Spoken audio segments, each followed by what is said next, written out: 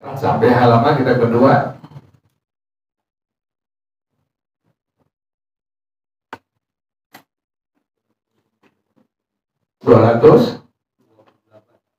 Dari atas, dari bawah. 11 dari bawah. Ya. Bismillahirrahmanirrahim. Alhamdulillahirabbil alamin wassalatu wassalamu ala asyrafil anbiya'i wal mursalin wa ala alihi wa sahbihi ajma'in. Qala Syekhul Imamul Muallif rahimahullah wa adaman naf'a bihi wa barakati ulumi wa bikum bid daraini amin. Qala radhiyallahu ta'ala anhum. I'tikaf ya. Jadi i'tikaf itu pendapat yang pertama adalah sholat, kemudian zikrullah, kemudian baca Quran, tidak lainnya. Ini pendapat daripada Al-Imam Ibnul Qasim, juga pendapat dari Al-Imam Asy-Syafi'i dan Al-Imam Abu Hanifah rahimahumullah. Nah, sementara yang kedua, i'tikaf itu adalah semua dari amal-amal kebaikan yang dikhususkan untuk akhirat. Ini pendapat yang kedua, pendapat daripada Al-Imam Ibnu Wahab, juga pendapat daripada Al-Imam Sufyan As-Sawri, Al-Imam benar ya. Boleh dia menyaksikan jenazah, boleh dia, jadi orang sakit juga boleh belajar ilmu agama ya. Jadi yang pertama tadi pendapat daripada Al-Imam Ibnu Qasim, pendapat dari Al-Imam Asy-Syafi'i, Al-Imam Abu Hanifah. Yang kedua, yang dibilang i'tikaf adalah semua kebaikan-kebaikan yang dikhususkan untuk akhirat adalah pendapat daripada Imam Ibnu Wahab radhiyallahu anhu.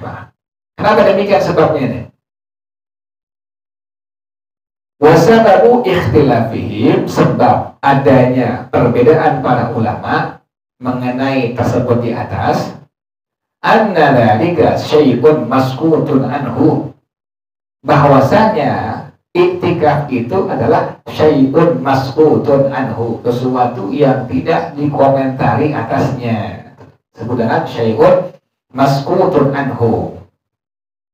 Ini bagaimana maksudnya itu syai'un maskutun anhu, sesuatu yang tidak dikomentari daripadanya? Annahu laisa fihi haddun masyru'un bil qawli, tidak ada definisi yang disyariatkan bil qauli, dengan pendapat ulama. Jadi ulama tidak ada yang memberikan had masyru' pada masalah ini. Tidak ada yang memberikan definisi yang disyariatkan pada masalah i'tikaf. Makanya terjadilah perbedaan daripada masalah i'tikaf ini. Yang pertama tadi, i'tikaf adalah sholat, kemudian zikrullah, kemudian baca Quran, tidak lainnya. Ini pendapat daripada Al-Imam Ibnul Qasim, pendapat Al-Imam Asy-Syafi'i, Al-Imam Abu Hanifah radhiyallahu anhum ajma'in.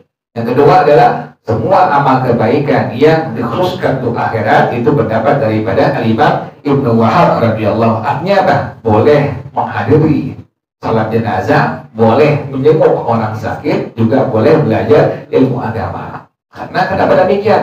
Dari itu adanya dalam para ulama, karena pada masalah i'tikaf inilah syai'un maskutun anhu, sesuatu yang tidak dikomentari daripadanya. Pengertiannya bagaimana?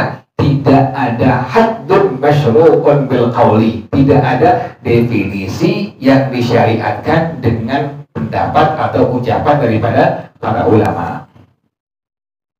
Faman fahima minal i'tikafi hafsan nafsi alal af'alil mukhtassati bil masajidi, maka ulama yang memahami dari kalimat i'tikaf adalah menahan diri atas pekerjaan-pekerjaan yang dikhususkan dalam masjid.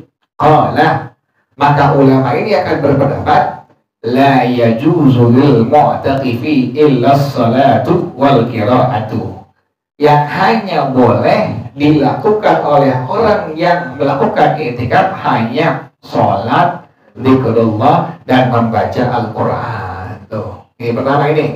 Jadi pertama, ulama yang memahami kalimat i'tikaf adalah menahan diri atas kerjaan-kerjaan yang dikhususkan dalam masjid. Maka ulama ini akan berpendapat, orang yang i'tikaf hanya boleh sholat, hanya boleh zikrullah, hanya boleh membaca Al-Quran. Ini pendapat yang pertama tadi, pendapat daripada Imam Ibnu Qasim, pendapat daripada Al-Imam Asy-Syafi'i dan Al-Imam Abu Hanifah radhiyallahu taala anhum ajma'in.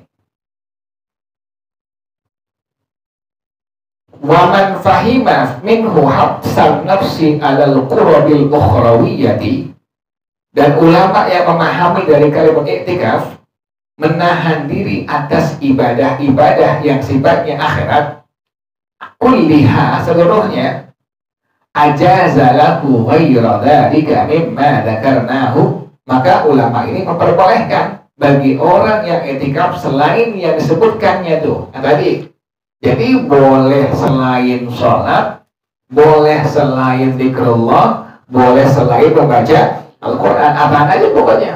Kebaikan-kebaikan akhirat apa aja diperbolehkan bagi yang iktikaf itu untuk melakukannya tuh. Karena ulama ini mengadakan, memahami dari kalimat iktikaf adalah menahan diri atas ibadah-ibadah yang berkaitan dengan urusan akhirat. Jadi boleh jenguk orang sakit, kan itu ibadah akhirat. Boleh menghadiri sholatul janazah, boleh belajar ilmu agama. Ini pendapat daripada Imam Ibnu Wahab, juga pendapat daripada Imam Sufyan Ats-Tsauri radhiyallahu taala anhuma. Waruya, dan diriwayatkan sebuah hadis an Ali radhiyallahu anhu annahu qala, dari Sayyidina Ali bin Abi Thalib radhiyallahu anhu, ia berkata, "Man i'takafa la yarfutu wa la yasabbu." Orang yang i'tikaf itu nggak boleh berkata keji, wala yasabbu, juga nggak boleh saling mencaci maki. Nggak boleh itu. Wal yashhadil jumu'ata wal janazata, dan silahkan menghadiri sholatul jumu'ah, juga silahkan menghadiri sholatul janazah. Jadi boleh. Ini hadis pertama dari Sayyidina Ali demikian ya. Wa yusi ahlahu, dan boleh dia berpesan kepada istrinya, ahlahu ay zaujatahu, idza kanat lahu hajatun, kalau dia ada hajat, boleh pesan ke bininya. Wa huwa qa'imun, dalam kondisi berdiri, wala yajlisu, enggak boleh duduk. Artinya pergi, boleh meninggalkan apa? Tempat itu untuk menunaikan dia punya hajat. Dzakarahu Abdul Razzaqi, ini disebutkan oleh Sayyidina Imam Abdul Razzaq rahimahullah. Ini dasar yang pertama tuh. Dasar yang pertama bahwasanya orang yang i'tikaf itu adalah kalimat i'tikaf, ada ulama yang memahami menahan diri atas ibadah-ibadah yang berkaitan dengan urusan akhirat. Jadi apa aja silahkan diperbolehkan. Dasarnya tadi itu. Kata Rasulullah SAW, orang yang i'tikaf tidak boleh berkata yang keji, tidak boleh saling menghina, mencaci maki. Silahkan menghadiri sholatul jumu'ah, silahkan menghadiri sholatul janazah, dan boleh berpesan kepada istrinya kalau dia ada hajat, kondisi berdiri dan tidak diperbolehkan duduk.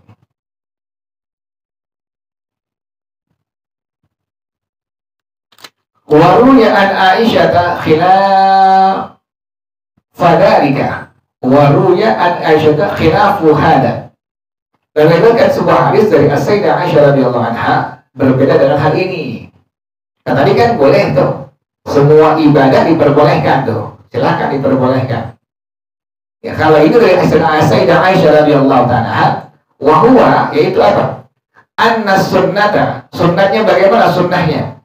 Lil mu'taqifi an la yashhada janazatan wa la ya'uda maridan. Orang yang i'tikaf itu nggak boleh dia menghadiri sholatul janazah, tidak boleh menjenguk orang sakit. Itu kalau hadis dari As-Sayyidah Aisyah radhiyallahu taala anha. Masih dulu ya, wallahu a'lam bishawab.